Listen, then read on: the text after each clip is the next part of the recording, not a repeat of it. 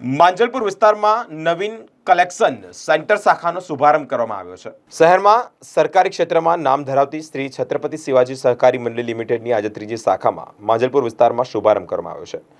શ્રી છત્રપતિ શેરી મહારાજની તિથિ અનુસાર જન્મતિથિ હોય ત્યારે ગણેશ જયંતિના પાવન દિવસે વડોદરા શહેર માંજલપુર વિસ્તારમાં આવેલા શાલીન કોમ્પ્લેક્સ ખાતે જ આજે દરેક છત્રપતિ શિવાજી સહકારી મંડળી લિમિટેડની શાખાનો શુભારંભ કરવામાં આવ્યો છે, જેમાં શાખાનો શુભારંભ 7 કુંવારિકાઓના હસ્તે જ કરવામાં આવ્યો છે। ત્રીજી શાખાનો શુભારંભ કરવાનો મુખ્ય ઉદ્દેશ માંજલપુર, તરસાલી, દંતેશ્વર, અટલાદરા જેવા વિસ્તારના બરાનપુરા જેવા વિસ્તારમાં આજે શાખામાં ન આવવું પડે તે હેતુથી જ ત્રીજી શાખાનો શુભારંભ કરવામાં આવ્યો છે। સભાસદો માટે શ્રી છત્રપતિ શિવાજી સહકારી મંડળી લિમિટેડની યોજનાઓનો લાભ તમામ સભાસદોને સરળતાથી મળી રહે તે હેતુથી જ આ શાખાનો શુભારંભ કરવામાં આવ્યો છે।